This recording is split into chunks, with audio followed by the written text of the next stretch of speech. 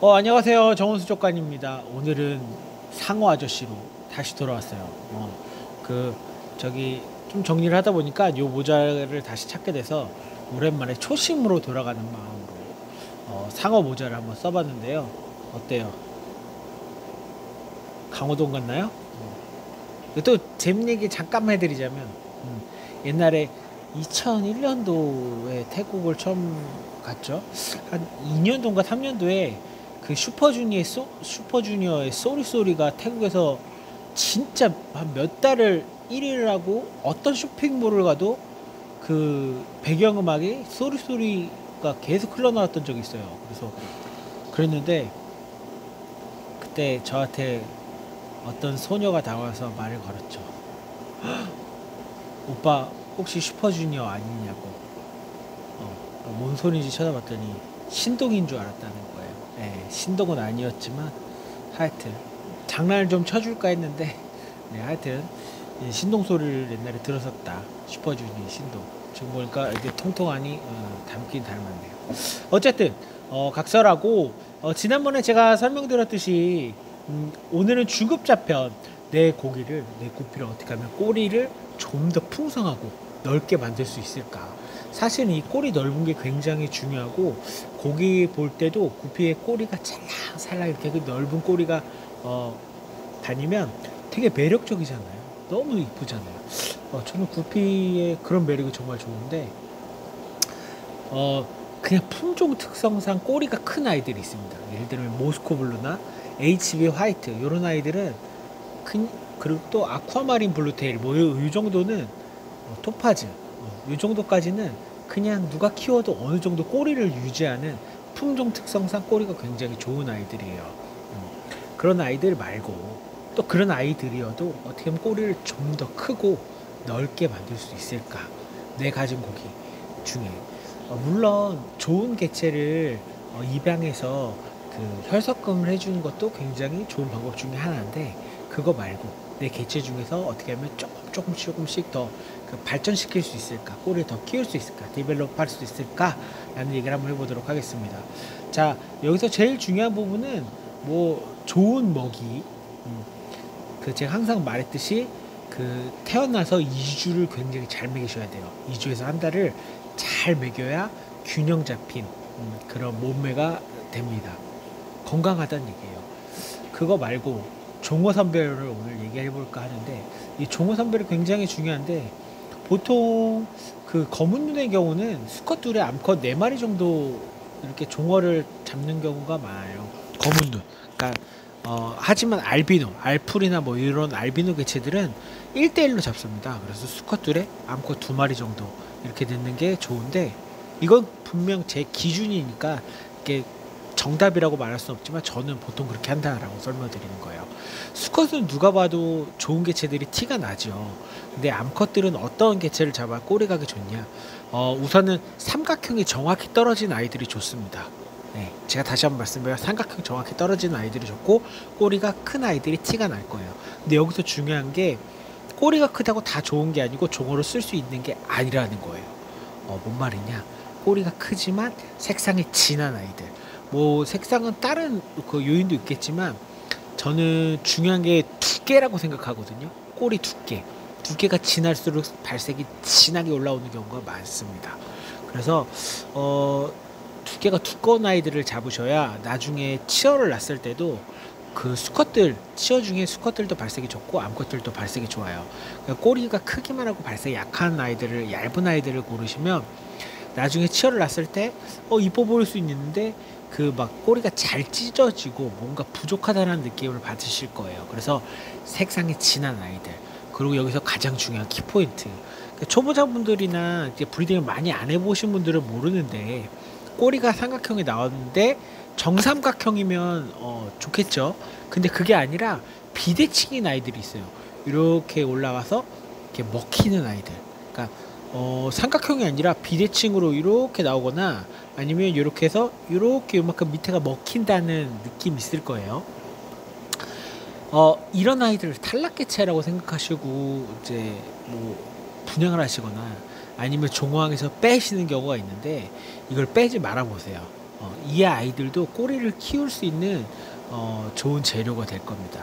이 아이들에서 나온 그 수컷들이 치어들이 꼬리각이 좋은 경우도 많거든요. 그러니까 결국 탈락 개체가 아니에요, 여러분들. 그러니까 그런 아이들도 여러분들 이제 뭐 이렇게 빼시거나 종어 선별하는데 기준을 두지 마시고요. 그런 아이들도 그 개체가 좋다면 잡으시면 그 아이들에게서도 좋은 퀄리티의 아이들을 받을 수 있다. 이렇게 설명을 드리도록 하겠습니다. 어렵진 않죠. 제일 중요한 게 종어 선별인데 제가 늘 항상 누나에게 강조했지만 여러분 눈을 키우셔야 돼요. 좋은 개체들을 많이 보시고 많이 다니시면서 어떻게 이 사람이 종어를 잡냐 이런 것들을 잘 보시면서 이렇게 보시면 도움이 될 것 같아요. 잘 키우시는 분들 종어 잡는 법, 그 사람들 종어를 자꾸 보시다 보면 내 눈이 좋아지니까 그때 이제 내 개체 중에서도 종어를 잡을 때 도움이 되실 거다라고 설명을 드리고요.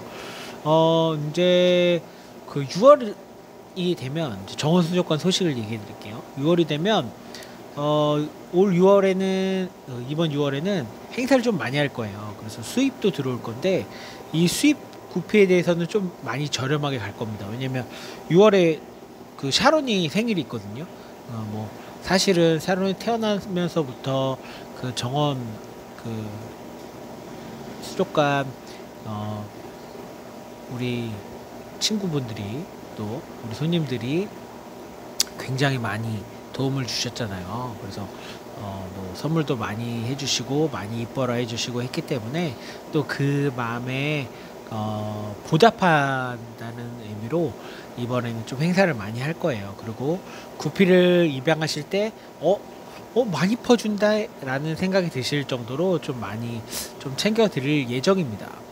그러니까 6월에 기대 많이 하시고 다음 주부터 5월 30일부터 쭉쭉 그렇게 해볼 생각이에요. 그러니까 여러분들 기대하시고 28일 날 해도 되겠네요. 내일부터 해도 되겠네요. 네, 그렇게 해서 많이 챙겨드리도록 하겠습니다. 그리고 6월에 수입 들어올 때도 조금 저렴하게 이번에는 좀 저렴하게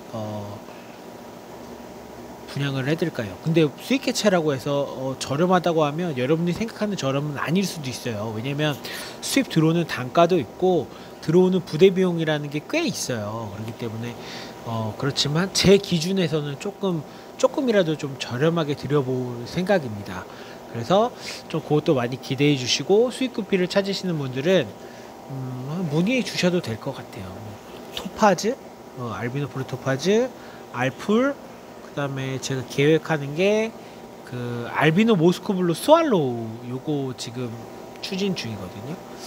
그 아이들이랑 뭐 이것저것 좀 제가 몇 가지를 조금 수입할 예정인데 그건 제가 추후에 공지하도록 하겠습니다. 저희 네이버 카페 정원 수족관에 공지하도록 할 테니까 보시고 필요하신 분들은 하시고 6월에는 중간중간 계속해서 뭐 개체들을 저렴하게 뭐 한두 쌍씩 딱 특가로 반짝 이렇게 분양을 한다든지 이런 일들이 있을 거니까 기대해 보시고 네이버 카페 정원 수족관 많이 이용해 주시면 감사하겠습니다. 뭐 여러분 궁금하신 내용이나 뭐 이런 내용들 저한테 문자나 카톡 보내주시는 분들 많은데 또 제가 뭐 일일이 오랫동안 설명을 못 해드리지만 이런 유튜브를 통해서 제가 또 알려드릴 수 있는 부분이니까 해주시고 단 질병 문의가 되게 많은데요. 제가 질병에 대해서 무슨 약을 쓰시라 이렇게 말씀드리기가 좀 그래요. 저는 약을 거의 안 쓸 뿐더러 약 쓰는 거에 대해서 그렇게 추천드리는 입장은 아니거든요. 그러니까 이왕이면 그 아이들이 병이 발병하기 전에 증상을 보일 때 환수해 주시고 관리를 해 주시면 그 문제가 크게 안 번지는 경우가 많거든요. 그러니까 좀 어항들 잘 보시면서 애들이 조금 이상 행동을 보일 때는 환수해 주시면서 좀 지켜보시는 게 좋지 않을까 싶습니다. 어쨌든 이렇게 오랜만에 상어 모자를 쓰고 이렇게 인사드려서 반갑네요. 네. 그러면 다음 영상에서 만나보도록 하고요. 다음 영상은 무슨 얘기를 할까요? 고급 편을 해볼까요? 아니에요. 여러분들의 눈높이를 맞춰서 초보 편을 또 다음에 초보 편들, 초보자들이 구피 쉽게 키울 수 있는 법, 또 좋은 구피를 고르는 법, 이거를 한번 설명드리도록 할게요. 그리고 제발 그 뭐 아이들 건강 상태를 본다고 어항을 탁탁 치진 말아주세요. 이게 굉장히 스트레스예요, 여러분. 구피들한테는 스트레스니까 그렇지 말아주세요. 다음날 똥 싸는 게 막 스트레스 받아서 싸는 똥이나 겁먹어서 스펀지 여과기 뒤에 들어가는 애들이 있어요. 사람도 소심한 사람 있고, 똑같은 상황이 있을 때 어떤 사람은 굉장히 상처를 받고 어떤 사람은 뭐 아무렇지도 않을 수 있잖아요. 얘네도 마찬가지예요. 애들이 소심한 애들이 있으니까 그런 애들한테는 이렇게 어항 두드리는 것 자체가 굉장히 스트레스일 수 있으니까 이런 건 좀 조심해 달라 설명을 드리면서 오늘 영상을 마감하도록 하겠습니다. 그러면 여러분들 오늘도 좋은 물생활 하시고 좋은 하루 되시고 항상 행복하세요. 안녕.